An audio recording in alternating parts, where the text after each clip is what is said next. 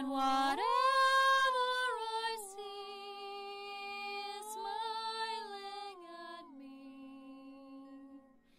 Love is who I am.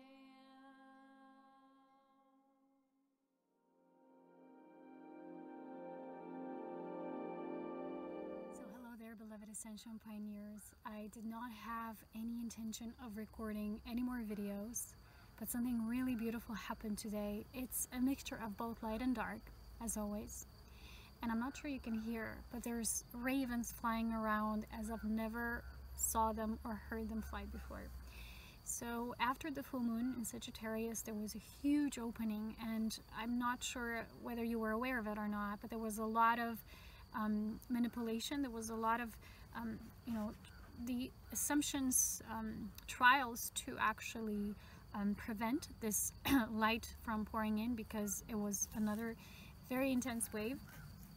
And what started to occur was they were spraying us like, I'm not sure, like ever before, but it was really intense. So I was in our mountain portal performing a lot of light transmissions during the moon. And again, they started to mess up the skies with lots of chemtrails. I came back home. There was a group of very dense energies coming here to our camp here. And what they did, they actually had this party, but there was like these lower frequencies you can imagine. You know, in Harry Potter movies, they call them muggles. Well, that's what they were basically. And I'm not trying to really create any labels or such. But you know, the lowest kind of energies present on our planet that are just about these lower pleasures and drinking and sexualizing everything and vandalizing everything and depleting nature and just, you know, being here just for their own pleasures and sensual pleasures, you know, of the flesh. And they just came here to a portal, and I was really upset. I was really upset. I do not like these energies present here because they truly don't belong here. And I couldn't sleep well, and there was the moon. And today I woke up edgy. And when you feel edgy and frustrated, you know that you've absorbed the frequencies, because a lot of us here, as I've mentioned before, as volunteer souls, we're planetary light servers. We're not just here for our personal missions, personal assignments, I mean. So what happened is I knew that I had to go to this hill here in my friend's house, you know, this luscious paradise garden. And when I came here, I just really felt edgy. And then I smelled these beautiful flowers, these white ones that really smelled heavenly. And then I'm smelling them, and I have this feeling of just heart opening. And then the next moment I start sneezing, and I am very allergic to many things like dust and, you know, things like that. I always was very sensitive. And I couldn't understand. I said, why is this beautiful flower? Why would I be allergic to the flower? Because the flower is divine, right? And a lot of people suffer from pollen allergies and sensitivity, and they don't know why. And, you know, it's not always the same in all cases. But, you know, I'm also allergic to lots of grasses, you know, weeds on the floor when you just sit, you know, and you got contact dermatitis and, you know, these things. And a lot of these things are deeper than we think. So I was sitting here, I was contemplating, and I got this simple spirit guidance right away. And spirit said, well, a lot of sensitive people get this instant reaction, but it's not what they think, because it's not really allergy to the flower. The flower, as you know, the flowers, they have an essence of connecting to your heart through fragrance, which is instant connection to the cosmic heart. And I'm just channeling this drawing of this cosmic heart of the beloved, of the divine mother, and I'm doing this drawing and everything makes sense because it's all coming together perfectly. And the moment that happens, that instantly brings up through that heart infusion all the irritations, all the annoyances, everything that we absorb from this lower planetary energy. That's not planetary energy itself as coming from the core of the planet. It's coming from the inhabitants and those that are really dense energies that just, you know, they don't see Earth as a living being, as a living, sensitive, intelligent creature like she is. And I was shown that this is, you know, healing through the emotional body of the planet. That's how we work. And with this emotional planetary body, healing is, you know, it's all through the water. Like when you have tears, you know, a lot of people fear crying, but crying when you're a planetary server is good, because that's how you release those toxic energies through the emotional body. So sometimes when the healing will be assisting the planetary emotional body to, you know, have all these distorted energies be purged, that's what's going to happen. And a lot of sensitive people, now we have these instant reactions to that. So I started sneezing and all watery through my nose and it was all running. I'm like, how is this possible? And then I got this easy explanation. And lately, because I'm so tuned in to my cosmic heart, because the cosmic heart of the beloved fully opened and activated within so many of us, I get instant answers of everything. It's just an instant connection. It's an instant spirit guidance. And then what happened is, a lot of times when we do this purging and, you know, the collective work of light infusion, we feel alone in it. And then we get frustrated because we feel it's us against the world, and it's not like that. We can't isolate ourselves, we can't run away, we can't hide from this darkness. It's just coming out. And a lot of times it would feel easier for us to just run away, to not acknowledge it, to go in a cave, camp somewhere. I would love that, to camp somewhere in the hills all summer long. But we're also here to do these transmissions of light, and avoiding it does not help. So it's not about acknowledging these frequencies like, okay, they exist, they have the right to exist. You know, I wouldn't say that much so, because when you abuse the planet for long enough, I wouldn't actually say, well, you have the right to do so. It's still within the matrix, it's still programmed in, and I always ask myself, how are these programs running and having such fun? You know, where do all these motorbikers and all these people who still abuse the planet, who are all about their own personal gains and advantages and sensual pleasures, where do they get all this money and funds? You know, they threw this big party, it was huge, and all these things that are being so sponsored on our planet, because it's still that density playing itself out, because the energy still supports that, because people still support that. And a lot of it is still older people, you know, people who are within that generation, and it's very dense. But I felt for a while, for this moment, like a little alone in that. You know, I have a friend, and he's very all about the nature and preserving and very protective of this space as I am. But then what happened is, the most beautiful thing, I came here, I was guided to come to the garden, and I call it the Garden of Eden, from my friend's house. And all of a sudden, just yesterday, I heard them before. And we started talking about ravens with my mother, and how we heard them speaking in a different way, in a different language. And then all of a sudden they start showing up, and many of them, and, you know, speaking and singing. They stopped a little bit now. I'm sure they're on a break.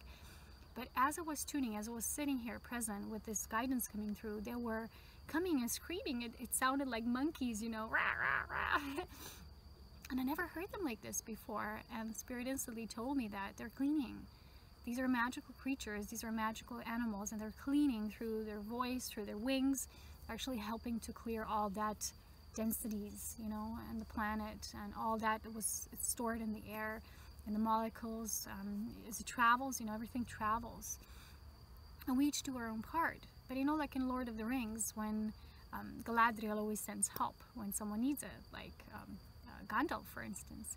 So I felt the same thing. I felt they were summoned, the Holy Spirit light, through a lot of these animals that are higher vibratory beings, that are actually magical creatures, that just have a form like us. We're magical creatures too. We look human for a while, but we're not fully human. We're angelic humans. And much more to say here, but I'm not going to go in it in this video, because I've talked about this before. But these beings have their mission too, and when you feel how you're working with unison with Spirit, you will no longer feel isolated. You know that help always comes. It always arrives, and you can get any answer instantaneously when you just connect your heart. And that's the biggest power we have, this interconnectedness. And like I've been teaching you and sharing with you in the previous updates, how you work with the crystalline emanations of the light frequency, but connecting with the crystalline grid, connect with your own core of the crystalline heart. So it's like the diamond heart, the gem self in the middle, then it's the magenta overlay of the frequency, which is your higher heart. And then what overflows from it, it's all life in creation. It's what I call the aquamarine divine mothers and the sacred holy Elohim ray of divine perfection in creation and form as it infuses. So you can envision that. It's also going to be in my cosmic drawings. I'm just working on it today, the last few, and I'm really done. And then there's a completion coming very soon. But I wanted to also share this with you, because I wanted to give you practical examples how magic is present even in times when you feel darkness is coming out so much, you know. And I've written this message to my friend, and he said to me, you know, I'm not gonna run away, I'm not gonna move, or, you know, go just because the darkness is coming up and I'm running from them, you know, I'm stubborn. And there's like a fine line between us persisting with situations physically, as in creating our reality the way that it fits us, that it's for our highest good, and also acknowledging that we have a service here to provide. But the service should not come at our own expense, that we'd feel not good and not well in the sacred spaces when we live, and how this affects us. Because if our energy gets low, we can't really do the work, because your perception falls and you can't see things from the higher, bigger picture anymore. So it was a short update. I'm not really used to, and you're probably not used to from me, these short videos. And I said it's going to be the last video, and I always do that, right? But this is something that it's kind of like a different video than what I do usually. And I want to also say something really important, because in the summer I'm going to take this break. I'm going to try to transition more into retreats with people. This will be quite a transition for me physically, so if you want to support my work, you can always do that by donating, by supporting me on Patreon, because I'm always doing work. It's always work. It's work of light infusion, and it's work of sacred anchoring. It's not just work that it's physically evident, and you know, it is. It just travels through as light. But I want to also say, if you want to be more in tune and share with me still, be a part of this energy that I'm creating here, I advise you to follow me on Instagram, because I'm always going to be sharing there. I really love Instagram. There's a lot of beautiful creative beings there, a little tiny family of light. I'll be sharing there, and I'm going to be having, like I love to do on Instagram, these short stories there. They're like minute-long videos, and sometimes I do a whole sequence of guidance that comes directly and spontaneously, randomly in the moment, which is the new now. So it's not like just this video, I come here and I speak to you for an hour or so, or sometimes shorter, sometimes longer. So I wanted to update you on that as well, as I'm going to be withdrawing more from that and from YouTube for a while. And I hope you're having a beautiful time, and this somehow benefited you in the way you do your own light maintenance for yourself, so you're a safe house for providing assistance to the greater whole, and then through the light infusion to those individuals, somehow you're called to, or they're called to you in mutual reception. It will be known to you.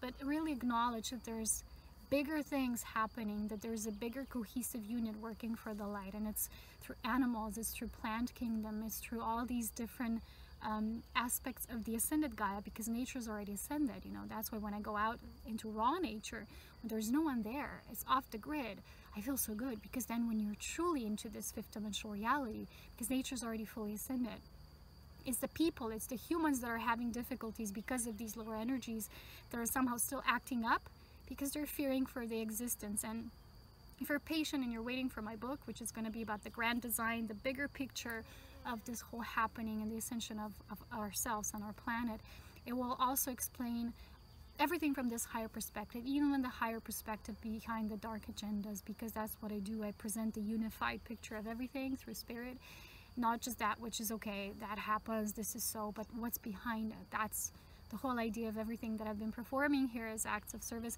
Someone recently asked me, well, do you have this short course on this and that? And I was really a little disappointed, because sometimes people go like, oh, you don't have this and that, you know. What don't I have? You know, I dedicated 7 years to nothing but that. I put my life aside so much just for that, just to serve in this way, to put everything that I've ever received out there. And when there's people coming and saying, well, you don't have this short course for this and that, so what makes you, you know, be who you are? And it's just so judgmental and so much assumption behind it, because I have years and hours of constant selfless devotion, dedication to this. And it's these people who don't see, they don't know. And I'm no longer going to be responding to emails like that are judgmental, that are poking me, that are trying to make me, you know, look bad. Because if you can't see, if you can't acknowledge, then go somewhere else, please, because it's just not fair to our beautiful contributions to the light and many hours of constant work of this dedication. And it's people who follow me know that I don't do short, I do deep. I'm all about depth. I don't do short course to enlightenment. That doesn't exist. And if you're seeking that, you're not on the enlightenment path anyway, because you're thinking it's something you'll do mentally, and it doesn't come that way. You have to put your whole heart in it. And it will be a strenuous path, sometimes challenging, but you will be with it wholeheartedly, with patience, with compassion, with respect for everyone doing their part of the job. And you say, well, someone doesn't have that, they must not be what they're saying they are. Well, that's your perception, that's your assumption, and that's ego. And that is only happening because you still feel separation in a certain aspect of your being. So instead of judging and criticizing others, do your inner work. I mean, you owe it to yourself and the world at large, to the bigger unit of all of us as beings of the One. Take care. I love you so much, and I hope this was helpful for all those of you who have been nothing but appreciative. I appreciate you dearly back so much, because you are the light of my heart. You are the hope of the world, and I hope to meet you someday as well in person here in the Alps, and I'll talk to you again very soon. Take care. Stay connected. Bye. So as you can see, there's now also lavender growing here, which is the architect and archetype of peace and real tranquility, that sensual tranquility when you're so much present with all of your senses in a deepened fashion, that you're so connected to your inner planes that you know what's truly important and what's the truth when you connect to your heart. And sometimes you might feel, oh, there's more darkness because it's just coming out, but it has to, because it literally has to be addressed for what it is, and it's now time. And as this quote-unquote separation of worlds, which on a certain fashion it can seem like that, but in another fashion of being, it looks more like a unification of worlds. When it's happening because we simply must go through it, right?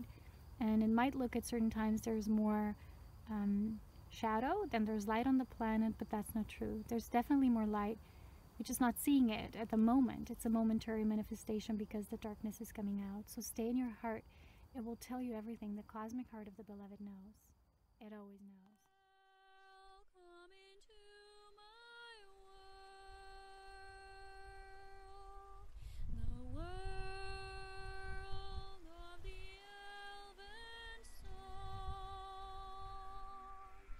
magical.